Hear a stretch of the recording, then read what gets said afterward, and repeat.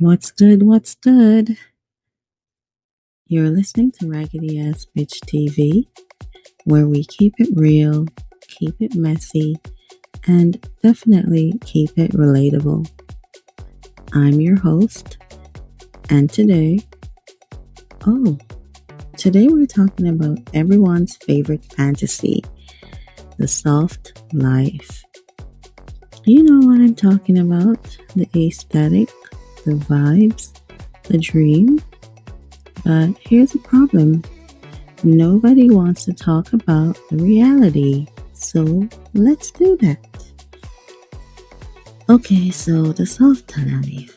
For those who don't know, it's this whole movement about living stress-free, prioritizing rest, being pampered, existing in luxury and ease. Think silk robes, soft lighting, everything is gentle. And listen, I'm here for it. I want the soft life.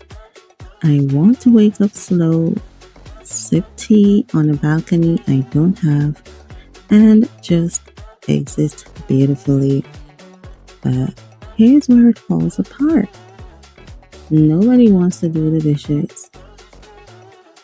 Like, we all want the aesthetics of soft life, but nobody wants the maintenance. You want the clean house, the glowing skin, the peaceful energy, but you don't want to scrub the tub. You don't want to fold the laundry. You don't want to take out the trash at 11 p.m. because you forgot and now it's overflowing. The soft life is expensive, babe. And I'm not talking about money. I'm talking about effort. I see people on social media all the time posting their soft life routines. I wake up at 6 a.m., mediate, do my skincare, make a smoothie bowl, journal, etc., etc. Okay, cool. But when do you clean the blender? When do you wash the pillowcase? Who's doing the life admin? Because that's the part nobody posts. Nobody's showing you the soft life laundry pile. Nobody's showing you the soft life stack of unopened mail. The soft life is a fantasy until your sink is full and you realize you don't have any clean forks. Now, here's where capitalism said, hold my matcha. And you know what really gets me? It's the products. Because the soft life has become this whole industry. You can't just rest anymore. You can't just be. You need the right candles. You need the right diffuser, the right linen sheets with the perfect thread count. You need a steel pillowcase for your hair, a jade roller for your face, a specific type of tea that costs $40 for a tiny tin. And suddenly, the soft life cost $3,000 in initial investments because you can even start being soft. Like, I thought the whole point was to simplify, to de-stress.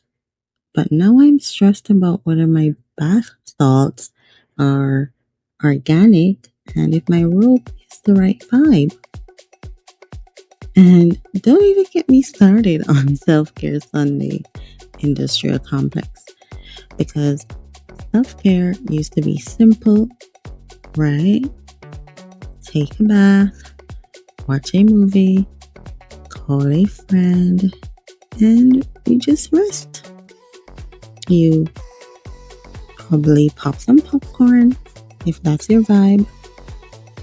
Uh, Grab your favorite drink from the fridge.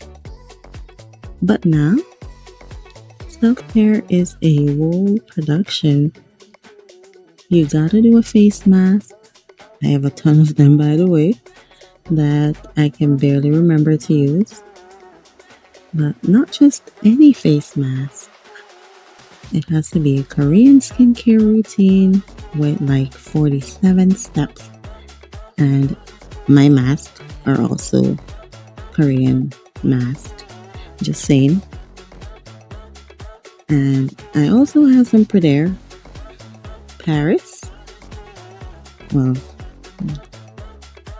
you gotta light the candles, but they better be soy candles or beeswax candles with essential oils, not that cheap stuff from the dollar store. You gotta drink wine, but it better be organic wine that pairs with your energy. And by the time you're done setting up your self-care routine, you're exhausted. You don't even want to do it anymore. Me, I can barely keep up with a facial routine. Oh gosh. Help. You just want to lay on the couch and scroll your phone, but that's not aesthetic enough for the soft life. So now you feel guilty about it. And I think that's what really frustrates me. It's not that people want to rest. We all deserve rest. It's that we've turned rest into this unattainable, perfectly curated thing. Like, you can only have a soft life if everything is Instagram ready. If your house looks like it's a Pinterest board. If you're wearing the right pajamas whilst you sip your overpriced tea. But real rest, real softness, it's messy. It's dishes in the sink. Well, not me, obviously. But for some people, it's dishes in the sink and choosing to sit down anyway. It's ordering takeout because cooking feels like too much. It's wearing the same sweatpants for 3 days straight because they're comfortable and you don't care. Not me, but some people. It's giving yourself permission to just be, even when things aren't perfect. And because here's what nobody tells you about the soft life, it requires maintenance and not just like, oh, I need to water my plants maintenance. I'm talking about a constant, daily, never ending task that keep life running. You want a peaceful, clean home? You gotta clean it regularly. You want fresh, healthy meals? You gotta cook them and then clean up after cooking them. You want that glowing skin everybody's always posting about? That's a routine. One I struggle to keep every single day, morning and night. You want soft, luxurious sheets? You gotta wash them and dry them and put them back on the bed, which, by the way, is the worst task known to mankind. Fitted sheets are a conspiracy, I'm convinced. Well, I think so too. You don't want to get me started on why. I don't know. There's this thing about me where I feel like the sheets should never move on the bed. I don't know if I'm the only one who's like this, but I have this thing where I want to sit on the bed and I wish the fitted sheet and the flat sheet would stay in place. I think I'm kind of OCD about it. But here's the thing, all of that maintenance, it's work, it's effort, it's time and energy. And when you're tired, when you actually need that soft life, you don't have that energy. So you end up in this weird catch 22 where the things that are supposed to make your life softer actually make it harder because you have to maintain them. I agree. The candles need to be replaced, the plants need to be watered, the skincare products expire. The clean house gets dirty again. hmm It's like a treadmill. You're constantly working to maintain this idea of softness, but you never actually get to experience it. And I think that's why so many people burn out on the soft life aesthetic, because it's not actually soft, it's performative. It's about looking like you have your life together, looking like you're at peace, looking like you're living luxury, but behind the scenes, you're stressed out about keeping up appearances. You're exhausted from all the maintenance. You're broke from buying all the products. And that's not soft. That's just more work.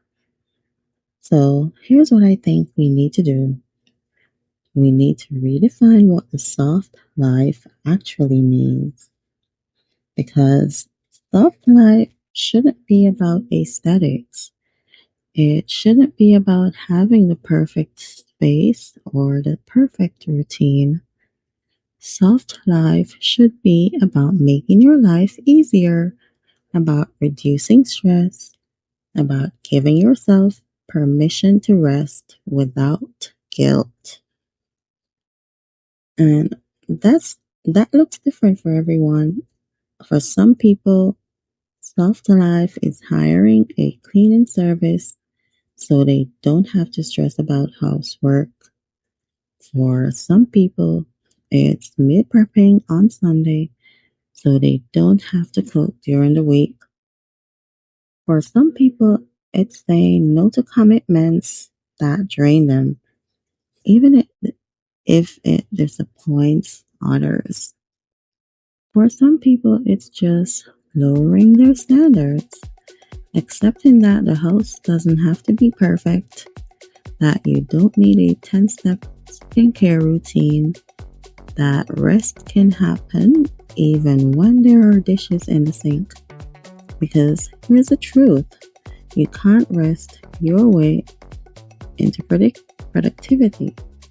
You can't curate your way into peace.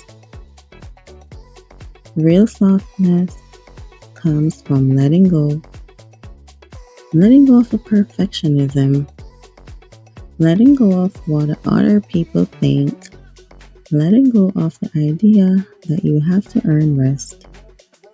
So, if your version of the soft life is taking a nap instead of doing laundry, that counts. If ordering pizza instead of cooking a gourmet meal, that counts too. If it's saying no to plans because you need to recharge, that counts.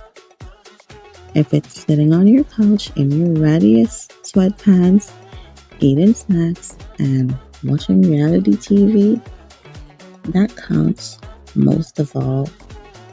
You don't need the aesthetic to deserve the rest. You don't need a perfect space or the perfect routine or the perfect anything. You just need to give yourself permission to stop, to breathe, to exist without doing. Because at the end of the day, the soft life isn't about what your life looks like. It's about how your life feels. And if you're constantly stressed about maintaining the aesthetic, it doesn't feel soft. It feels like pressure. So maybe the real soft life is just being okay with things, being a little messy, a little imperfect, a little real. Maybe it's choosing comfort over aesthetics, peace over performance, rest over productivity, and maybe, just maybe, it's being okay with dirty dishes in the sink. Because sometimes the softest thing you can do is just let it go. Alright, that's it for today. Thanks for tuning in to Raggedy Ass Bitch TV. If you love this episode, share it with someone who needs permission to rest. Messy house and all. Next episode, we're getting into something spicy. The audacity of we should catch up soon. So stay tuned. Until then, stay soft, stay raggedy, and remember the dishes can wait. Your peace cannot. Take care until then. Peace.